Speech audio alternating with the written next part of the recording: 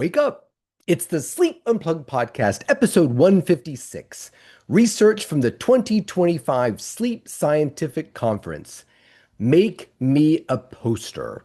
Welcome, everyone, to the Sleep Unplugged podcast. My name is Chris Winter. I'm a neurologist, sleep specialist, and your host for this episode of the podcast. If you're new to the Sleep Unplugged podcast family, welcome. If you're a veteran, welcome back. We are glad you are here. If you want to reach out to the show, talk to me about this episode. If you were at the 2025 Sleep Scientific Conference in Seattle, I'd love to know what you thought was important. We're going to be talking about the yearly scientific conference. It's sort of a tradition on the show to talk about research that I thought was kind of interesting. But this year, since I was out in Seattle, I actually talked to a lot of people that I know and said, "Hey, what are you finding interesting?" So this episode is sort of a combination of the things that I found interesting and the things that they found interesting, and hopefully that will sum to something that you find interesting, helpful, applicable, etc. You can look up information about the conference. There is a wonderful abstract guide. I think anybody can download it if you type in 2025 Sleep Conference Abstract Guide. All the research that was presented there, you can look up in little digestible abstracts, and they're sort of divided into categories based upon, insomnia or sleep apnea, adolescent, things, etc. So if you're interested in that hypersomnia, you can check that out. Comments, corrections, criticisms. I've got a really good one. This was from a listener. Her name, their name, is in Hebrew, I think, and I tried to figure out how to pronounce it, but I'm just going to say a listener wrote in, and this is what they had to say. "Hey, you're awesome. I just finished your book, The Sleep Solution. I have and I have something important to impart. It seems you focus on sleep apnea being a male thing, and while you specified that not all snorers have sleep apnea, most with sleep apnea snore. Your book was written a while ago, so maybe at the time it seemed sleep apnea was a man problem. It is not. It goes unnoticed in women. I'm female bodied, relatively slim, do not snore, have low blood pressure, and by all measures am completely healthy. I've been sleepy my whole life. I went in for a sleep study and it was discovered I have mild sleep apnea. I'm a vet, and the barriers to having sleep studies are few relative to the civilian population. I learned more and more women have sleep apnea, and I earnestly believe we tend not to think it could be sleep apnea because we just don't fit the mold. I hope your current shared wisdom includes women. We have to break the stereotype that it's a male condition. Thanks for your work." So it's interesting because when I read this, I was like, what book are they reading? Of course, I talked about sleep being any gender. Sure, there is a male predominance, but I think it's the women that we have to pay closest to, or maybe more specifically, women-bodied individuals, because when we think of it as being male, we tend to miss out on women. And so I was kind of like, well, this is kind of ridiculous. Did you read my book? And I had all these thoughts going through my head. So I grabbed a copy of the book and started reading it. And sure enough, they're exactly right. I didn't really do a great, there were certain things and messages I wanted to get out there about sleep apnea. The chapter is relatively short and really not a full-bodied exploration of sleep apnea. If you want that, we talked about Brandon Peters' book on the podcast, who was out in Seattle. I just never ran into him. So I appreciate you mentioning that. I finished reading my own chapter and was like, oh, this should be completely rewritten. That absolutely male predominance, but it can easily happen to women. And I think women often get overlooked. Women-bodied individuals often get overlooked. So I'm glad you mentioned that. I plug that book all the time. The book has a lot, it was interesting writing that book. I'm in the process of writing a third book right now. That book was meant to be, that book, The Sleep Solution, started out as an exploration of sleep, my thoughts about sleep. And it was a massive document. It had stuff about menopause, it had pediatrics in it. It was just this huge document. And when Penguin purchased it, the editing was heavy. They were like, look, you've got to cut. You've got to cut, cut, cut, cut, cut. And I'll be honest with you, I cut a lot out of that book to wean it down to make it a relatively reasonable book to read. And I really tried to leave in aspects about sleep that I thought were unique or maybe a different take. And I apologize for taking that out because maybe I led you to believe that. I don't think when I reread it, I didn't see it as it's a male problem. I just didn't see I really talked about gender all that much to begin with. I mean, it was a really sparse sort of chapter on sleep apnea. So I appreciate that criticism. I take it to heart. If you're looking for really in-depth knowledge about sleep apnea specifically, I think Brandon Peters' book is a really good one. We've talked about it before. The sleep apnea, I think it's the sleep apnea hypothesis, part one. I don't think part two has been released yet. So appreciate that. Um, yeah, so that's comments, corrections, criticisms. If you want to get in touch with the show, Dr. Chris Winter Instagram, Dr. Chris Winter Twitter, Dr. Chris Winter Blue Sky. We have a YouTube page and a Spotify playlist where we will put information about our artist. I This is the last episode of season three, so to speak. We don't really keep track of seasons, but starting next season will be, we have completed 3 years as of this podcast. And I don't think there's a better artist to sort of talk about here than John Prine. John Prine wrote the song Angel of Montgomery, and that's where the song comes from. Or the lyric "Make me a poster." It's actually "Make me a poster of an old rodeo." John Prine wrote this song envisioning a woman in Montgomery, Alabama, who was sort of desperate in her life, desperate in her marriage, desperate to make changes, but really couldn't. That sort of middle-age crisis that a lot of songwriters find so fascinating.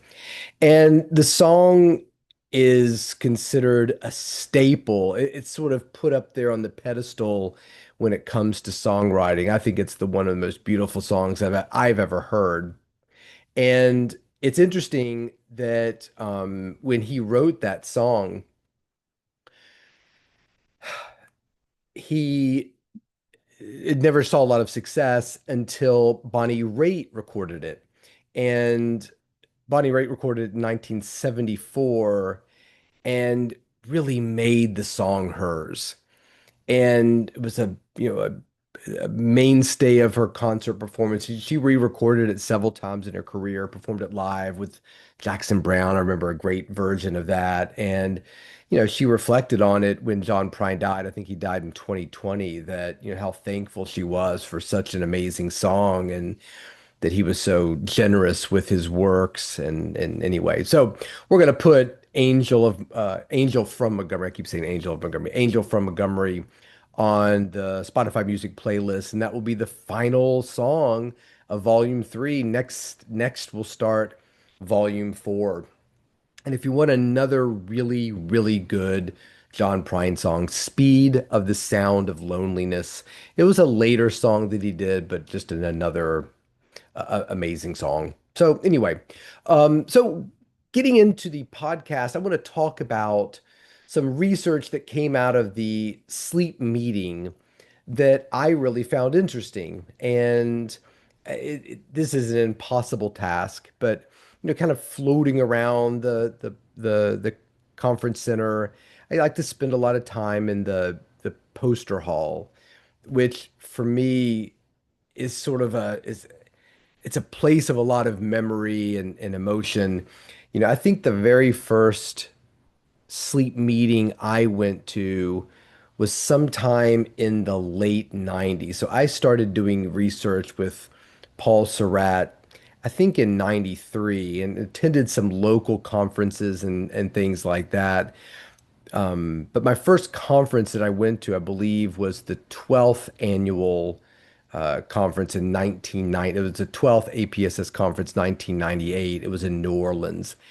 And just the excitement, I had a poster, but also had a oral presentation, and it was just really exciting to be there among all this stuff. And so I like when I attend the conference to kind of quietly move through the posters and look at all these young sleep researchers from all over. I mean, the conference has grown so much, and it's just so exciting to see them there.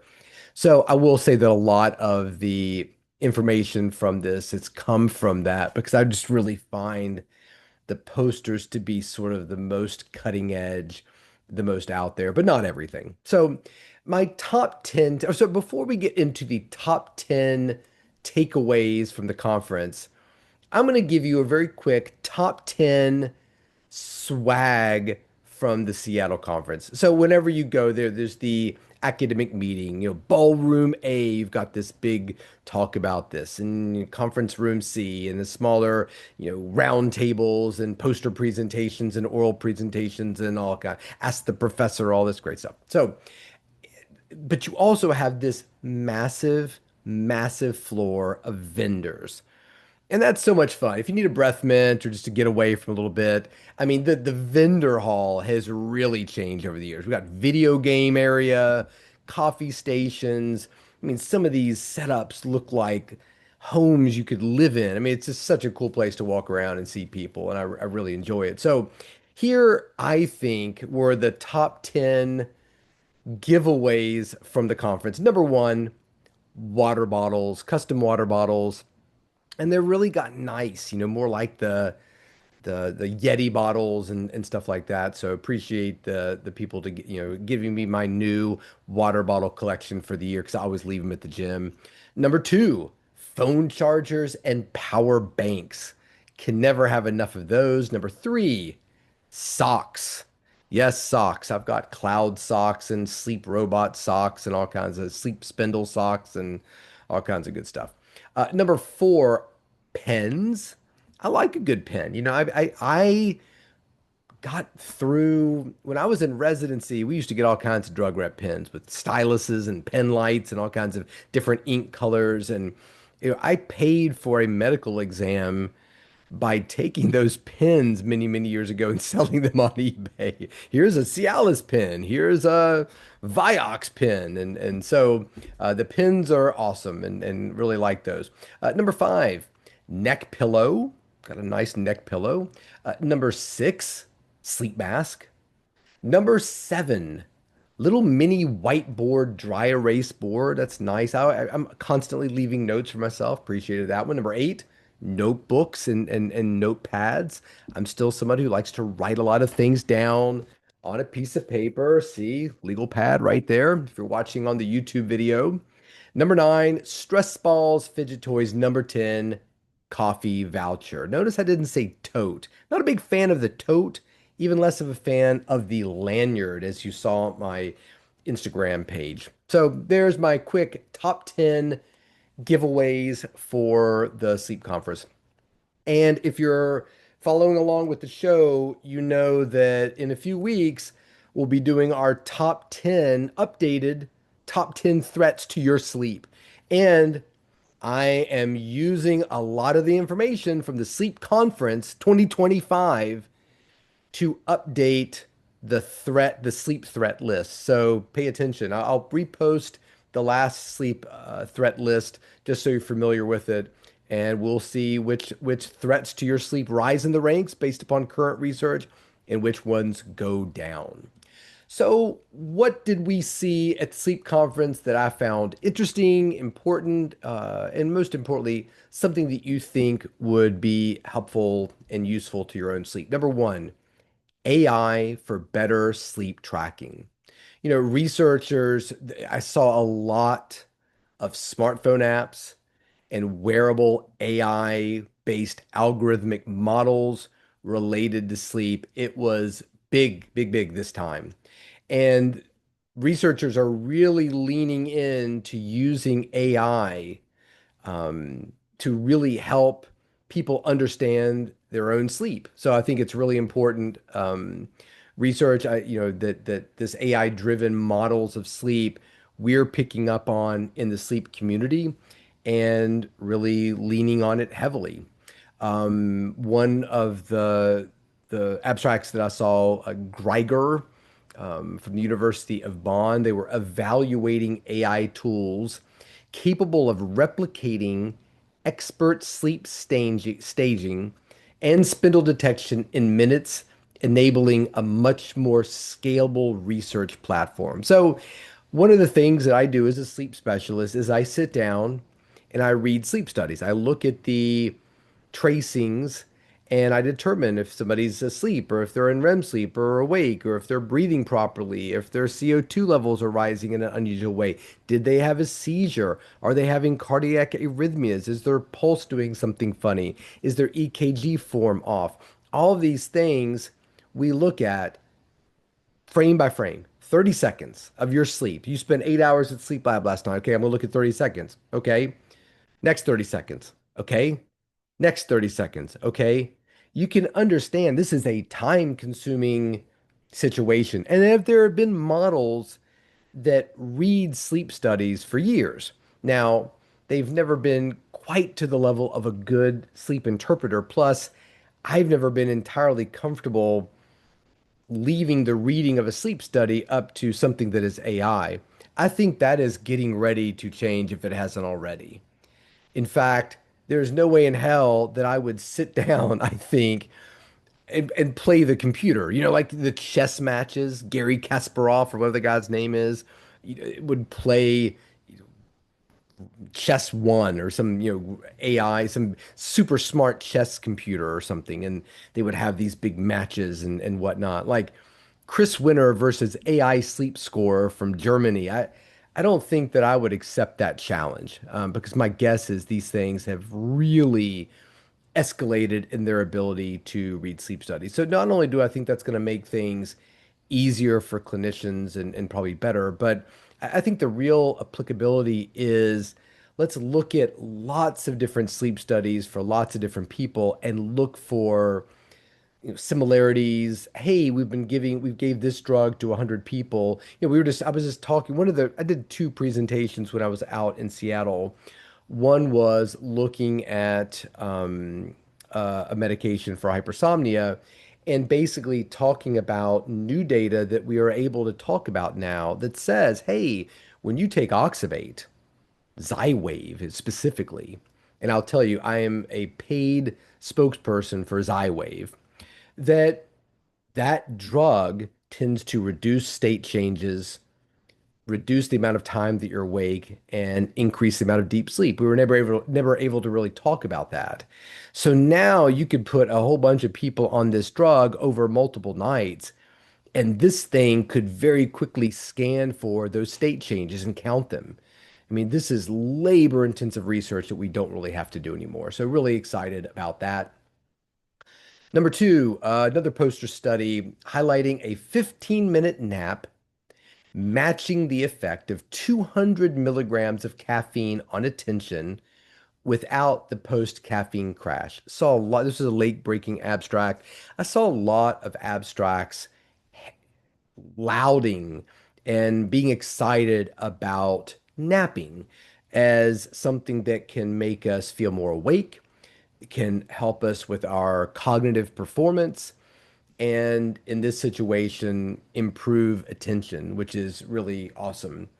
Napping is something that I've really come around to personally, that it was really negative many, many years ago. And to me, I think that, looking at the situation we're in today and the research around napping, I think there's a lot of positives about consistent napping and using that as a way to enhance wakefulness, to help when sleep is not gone exactly the way we wanted to the night before.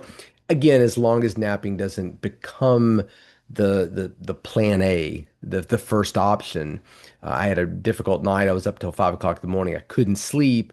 I think napping can sometimes be very problematic there, that it facilitates a problem rather than improves the problem. So, number three, late eating impacts on metabolism.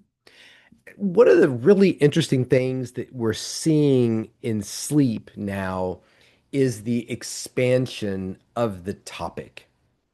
So I just said late eating impacts on metabolism. This was an abstract by Dunn from the University of Chicago. I think it was also done with some people at UCLA. It was a randomized crossover study in which the team showed eating after 9 o'clock worsens next morning glucose and insulin sensitivity. So we're starting to see sleep begin to pull in things like nutrition and metabolism. Now, this has been going on for a long time. Even Carter, like, there's a lot of researchers that I think are amazing that have been looking at that interplay between sleep and circadian rhythms and metabolism. And it's really fun to see that sort of carried on.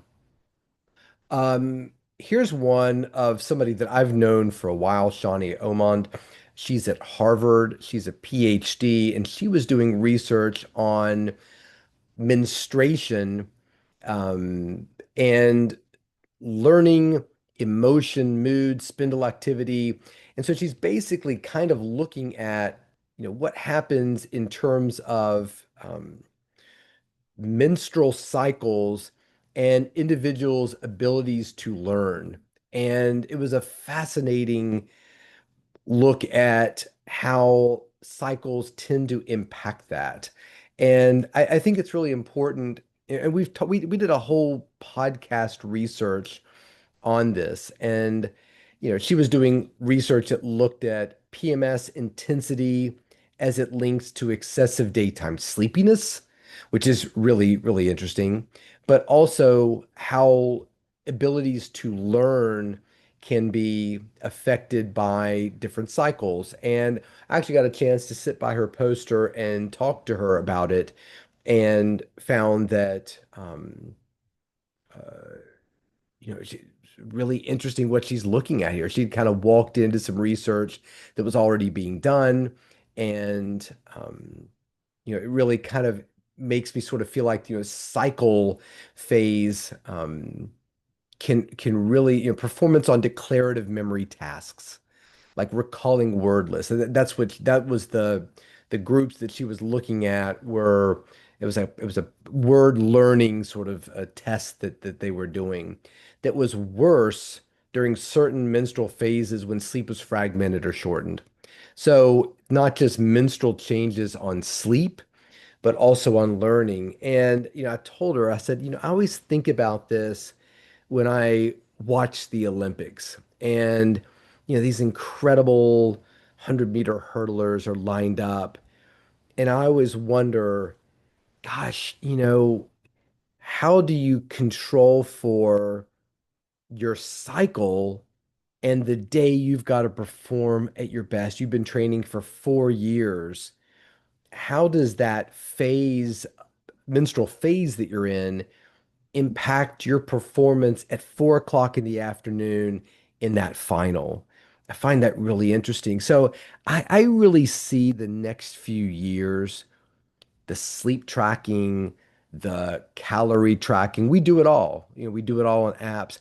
I'm really starting to see this thing become clearer to me as the 50-year-old white man that menstrual tracking, I think, is going to be a really big thing. I think as we start to understand this and learn more about it, it's becoming sort of a part of a sleep research conference that people are saying, look, there is a meaning to this beyond what we've been taught or frankly not taught. So I'm really excited to see how that part of sleep research and academic research as a whole really starts to expand. Jessica Mears and Sarah Nowakowski found that daytime sleepiness peaks in the luteal phase, and which correlates with PMS and PMDD severity. And again, we did a whole podcast on this, so it's really exciting. Another thing that I saw that I was really excited about at Sleep This Year um, was the sleep role in brain housekeeping. And this, there was a couple controversial things that were being talked about. I won't get into the whole narcolepsy locus ceruleus that had everybody talking. We maybe will do a whole podcast episode on that. But there were abstracts exploring the glymphatic system that suggested that the quality of sleep is helping the brain flush out toxins, which potentially lowers dementia risk later in life. However, there was also conversation about the fact that maybe the glymphatic system is not as active as we think it is during sleep. Another big controversial thing that was said during one of the presentations that had a lot of people talking there. So one of the things I think that this conference really pointed out to me is that we may not be done writing the glymphatic system chapter of the sleep book, so to speak. And I think there's going to be a lot of really interesting information that's going to come out of that soon. Number five, subjective reality um, versus sleep reality per se. And one of the things that I talk about a lot on this show is the individual who perceives that they're not sleeping, but they really are. Hey, Chris, I'm lucky if I get 1 hour of sleep every night, and then you do the sleep study and they're sleeping six, or you look at their Whoop band and they're sleeping a ton. So to me, that direction is always what we're talking about. And we love again, the Sleep Unplugged podcast loves a bi-directional relationship. And there was a lot of research looking at how people feel they're sleeping well, but their objective measures via EEG or wearables are saying otherwise. And this was something that really got my attention because I think that we tend to diminish the wearable in the individual who feels they're sleeping well. Chris, I'm doing great. I have great energy. I think I'm sleeping great. This wearable keeps giving me frowny faces. This wearable keeps saying I'm doing XYZ. I tend to spend less time thinking about that than I do the person who says, I sleep terribly. I can't sleep. It's been going on for years. I'm a mess. And the device says you're sleeping fine. So I think one of the things that sleep researchers are going to have to come to grips with, and I spoke to Kathy Goldstein from University of Michigan briefly at the meeting. She is awesome. Poor woman was too busy. She had like 38 presentations she had to do or something incredible like that. So I never really got a chance to pick her brain. But from this research and looking at this conference, one of the things I think we're going to have to come to grips with very quickly is these wearables are doing pretty well. They're giving us good insight into people's sleep. And we need to pay attention to these when these wearables are telling people that they have a problem instead of simply saying, oh, there's no problem here, nothing for you to worry about, which I think tends to be the default of a lot of people. Oh, these are very fallible devices. They don't give you great information. Don't worry about it. Um, the next, I guess, I think we're on number seven. Sorry if I'm losing count. Number seven to me was the novel headband wearable. I got to speak to the great people at Interaxon who have developed the next iteration of Muse, and I forget what it's called. It's like Athena, or it was like the Muse C and the Muse S, and now we're on to like some Greek goddess name. I really feel bad that I don't remember what it was, but I mean, it's picking up on even more information with this headband that can be worn during sleep. And it's got people really excited. Oh, it was blood flow. It was frontal blood flow. And it's got people really excited. A buddy of mine who works for Navy or up at Walter Reed, is using it to do research on patients. And so now we're starting to see that intersection of technology, the wearables, on your wrist and get better, but coming up with even newer devices that are going to allow one of the big obstacles in sleep medicine is, well, we can't put everybody through the sleep center. It's just not it's cost prohibitive.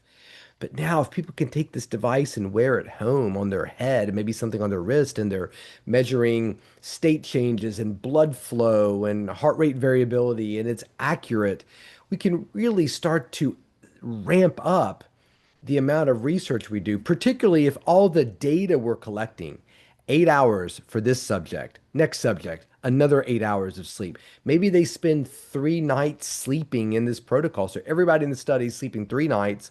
That's 24 hours per research subject. And you've got 300 people in the study. I mean, the hours start to really add up of the data you've got to crunch. Now we've got AI systems that can grind through that data very quickly and very accurately. I think the insights we're going to see population-wise in sleep studies coming up is going to be incredible. Really excited about that. There was another noise. They also had some noise canceling headbands that were able to sort of reduce unwanted noise like snoring from a bed partner using bone conduction changes, which is really kind of cool and trying to help people sleep a bit more continually and deeply.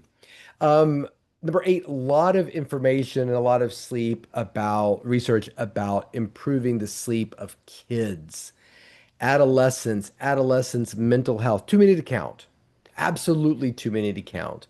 I was really excited about the interest and the sheer numbers of research looking at the relationships between teenage and adolescent sleep and mental health. It's just so exciting to see that explode in the conference and people paying attention to it. It's a difficult time right now for a lot of individuals. And I think that the sleep community's dedication and interest in the relationship between sleep and mood is really positive, and I'm very excited about that. Relaxing bedtime routines were a big thing in terms of helping kids get ready to sleep better. Um, Screen time limits. There was an abstract of screen time limits showing measurable gains in sleep duration and mood. Parents, you listen up.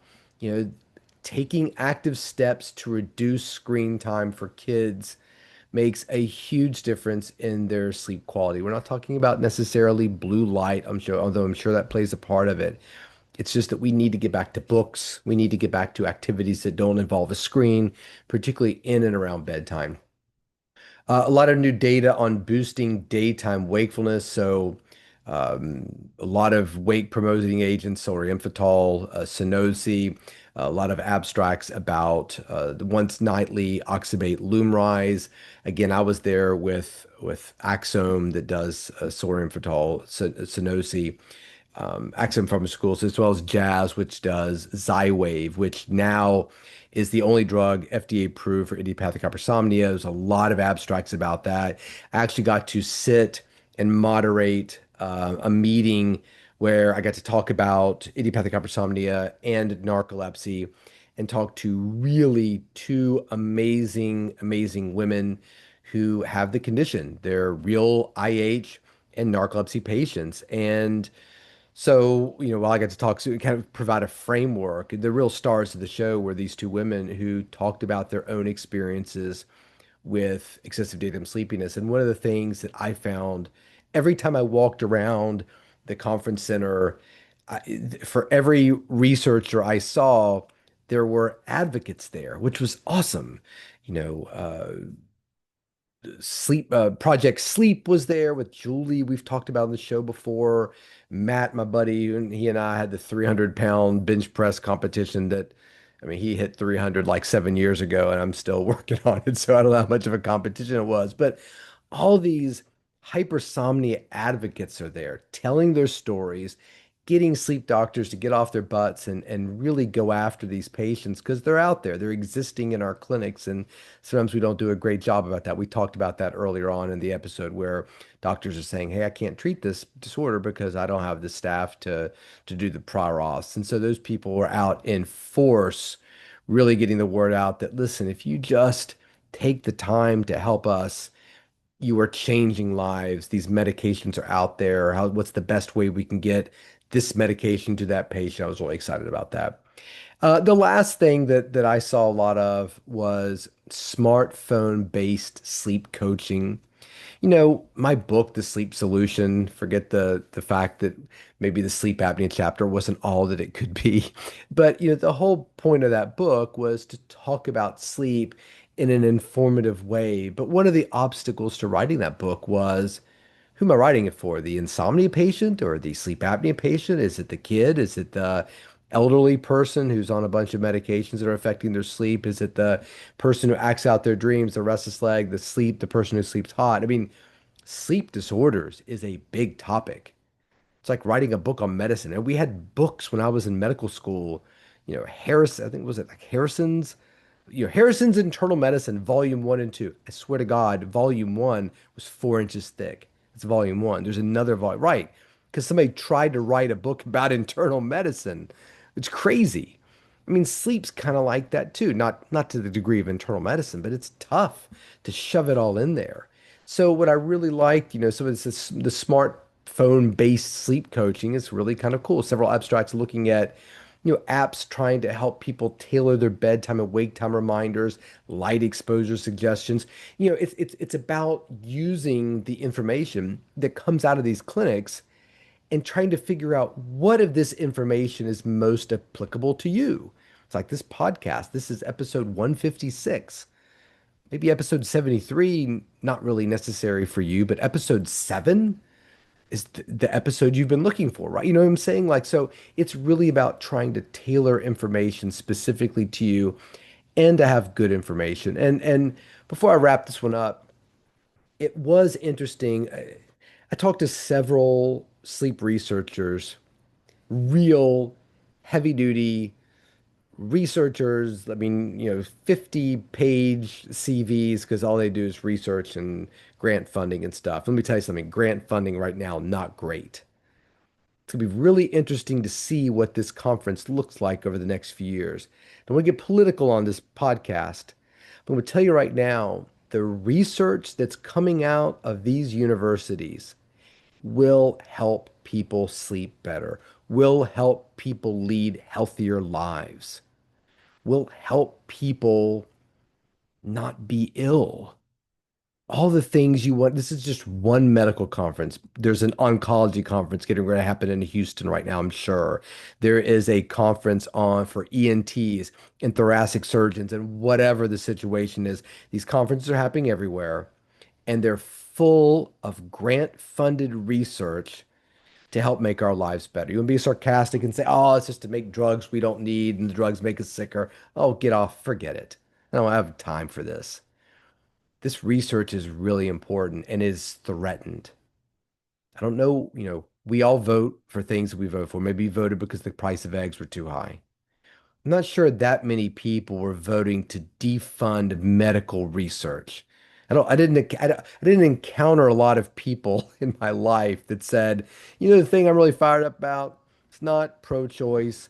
It is not this or that. It is medical research. We got to stop that stuff.